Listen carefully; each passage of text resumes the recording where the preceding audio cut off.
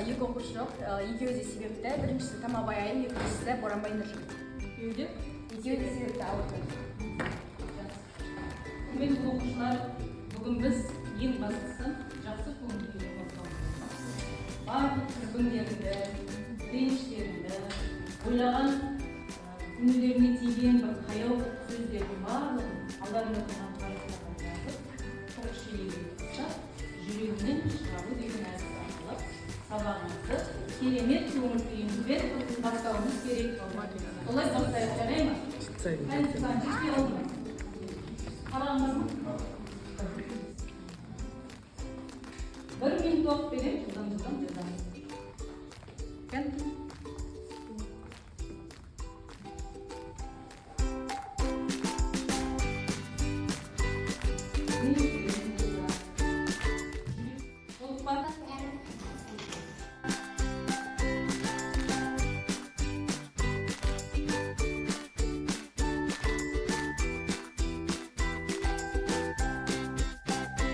Қалай балалар, көңіл күйлері қалай? Ешқандай да қобалжымаңда сабағымызды бастайық. Сабақ бастамас бұрын балалар тыңдаңдар, өздеріңіз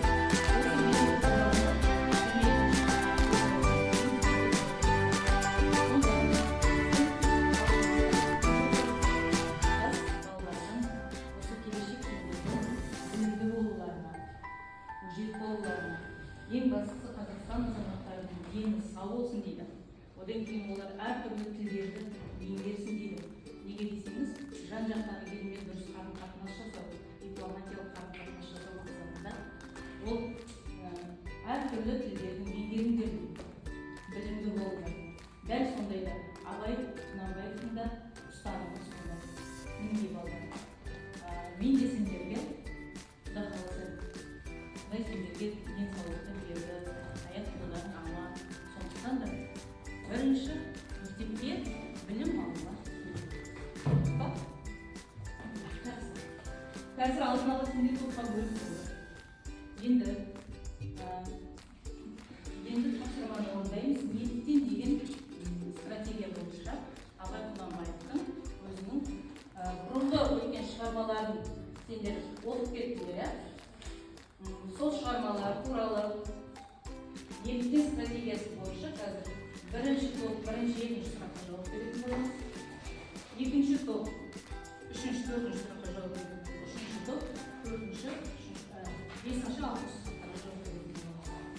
Енді сұрақты қайталап оқымай қойып, өздерін қарап оқып алыңдар. Топ басшылар оқыңыздар.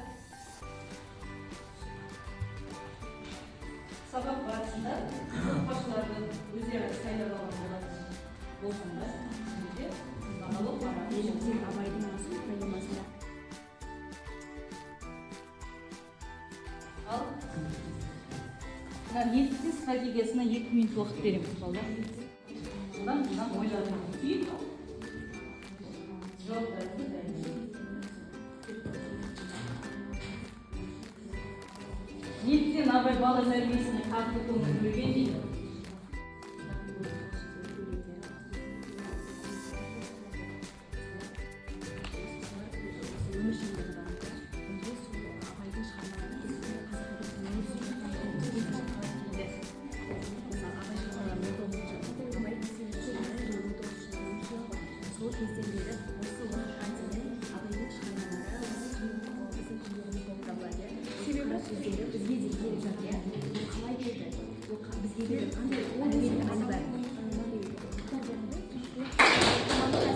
Жарайсыздар балалар, дайын болсаңдар.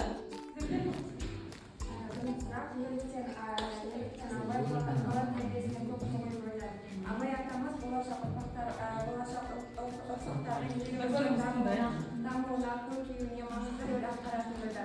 Сондықтан да Абай балаларды кішкентай кезінен білімге, ғылымға үйретуге тырысты. Жақсы, өте тамаша, әдемі ой, орамды пікір.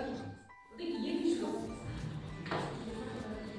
Сұраққа жауап береміз. Неліктен Абай шығармаларын өміршең осы жалпы өміршең тыңдайық бірінші топ.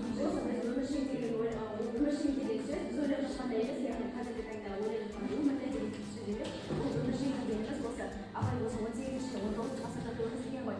сол абайдың жазған осы құндылықтары, яғни бізге келіп жеткен құндылықтары, осы қара сөздері, әңгімелері, шығармалары, осы поэмалары бізге де келіп жетті да. Осы келіп жеткен құндылықтарды біз сақтай білуіміз керек.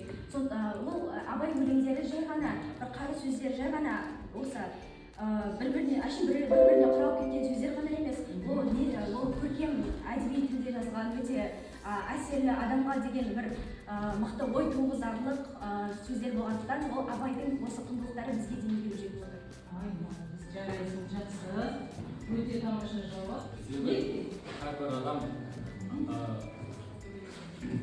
Әрбір адам ақылмен ойлап шешім қабылдаса, сол шешім нәтижесі жақсы болады.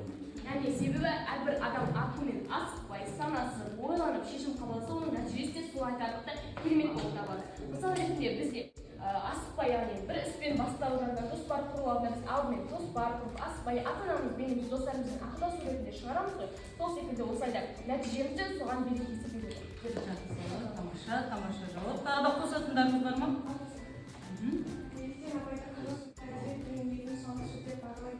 Себебі абай қазақ тілінің үлгісін жаңаша тұрғыда баяндатты, сондықтан да оны қазақ әдебиет тілінің негізін салушы деуге болады.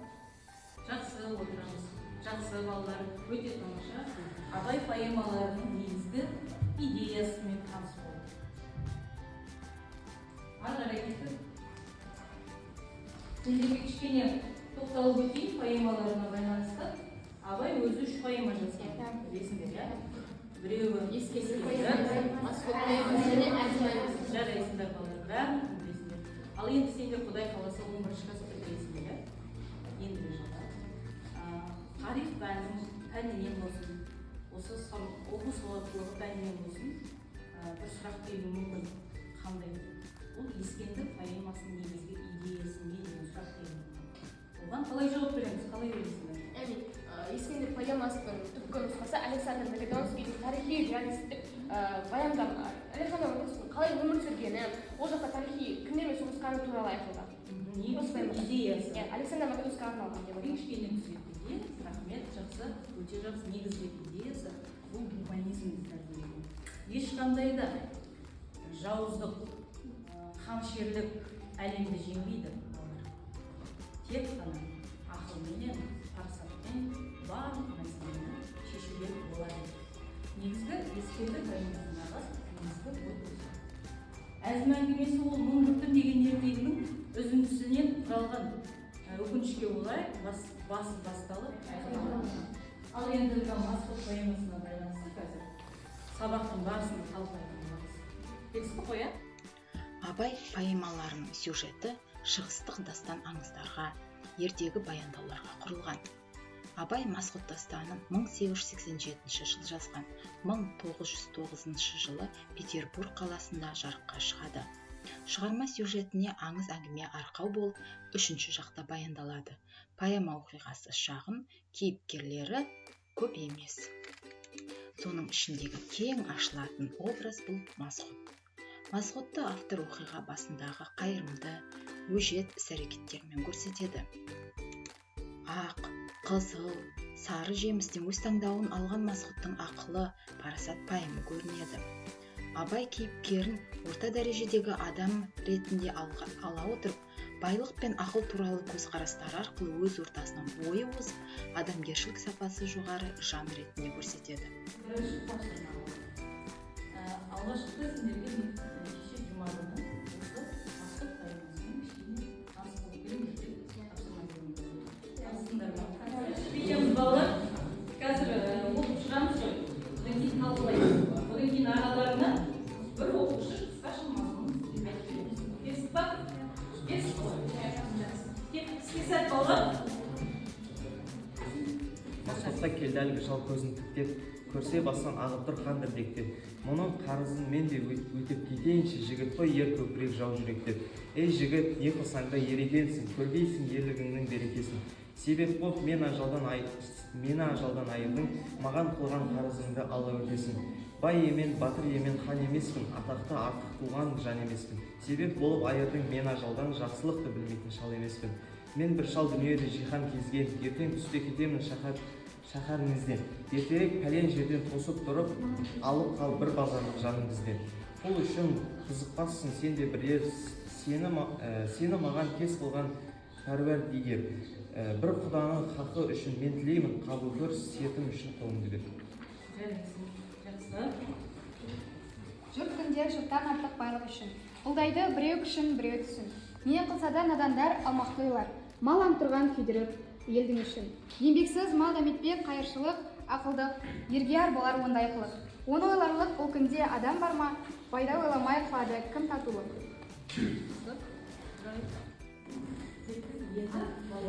Түсініп алып қоя, негізгі мазмұнын түсінді. Ал енді сіздерге тапсырма беріледі. Бірінші топқа мына жерде оқиғаның жаңа мақсатымыз сол болды, композициялық құрылымы. Сендер эссе жазасыңдар ғой, эссе жазған кезде оның да құрылымы. Басталуы, негізгі қорытындысы. Тур сол сияқты осы оқиғаның композициялық құрылымы анықтап жатырмыз. Түсініп одан кейін бірге ойлаймыз әдісі. Мына жердегі кімді көріп тұрмыз? Қыдыр атаны көріп тұрмыз. Қыдыр атаның қазақ даласындағы бейнесі туралы қысқаша баяндап береміз. Па? Түйінді сәттер әдісі жаңа айтылады. Көз алдымызға не тұр? Ер мен әйелдің бейнесі. Масғұт поэмасындағы түйінді сәттерге тоқталатын боламыз. Келістік па?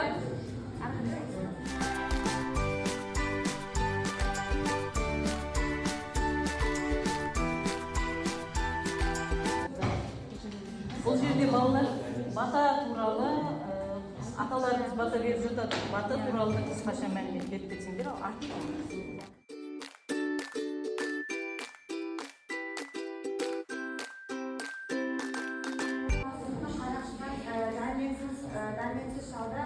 дәрменсіз шалды құтқарып өзінің басталуына бірінші Bizim topқа бірге ойлаймыз әдісі арқылы Қыдыр атаның қазақ халқында қалай бейнеленетінін, яғни көрінісі қандай екенін белгілейтін болады. Яғни біз осы Қыдыр ата қазақ халқында Қыдыр атаның орны ерекше болып сезіледі. Яғни Қыдыр атаны қазақ елдері ақсақалды, киелі, өте дана адам, қолында дәулеті бар, киесі бар адам деп есептеген. Түйінді сәттер қызыл, және Масғұт поэмасындағы қызыл алма жүзінен кейінгі оқиғаны өрбіту. Біз өз ойымызбен өрбіту. Масғұт ол Қыдыр атадан қыз алма жегеннен ол ханға уәзір болады. Ол уәзірдің бір қызы болады, ол сұлу болады. Ол қыз уәзірге ғашық болады Масғұтқа. Оны Масғұт сезеді, оны ханға жеткізеді. Өзінің сол ойы. Яғни хан мен уәзір дегеніміз Масғұт пен ханның қызы бір-біріне ғашық болады. Осы кезде уәзір ханға айтады, мен сізді қызыңызды ұнатамын деген сияқты өзінің әңгімесімен айтып енді жүрегіме бүгінгі сабақтан не әкетіп барамын деген әдіс бойынша алдарындағы стикер тұр.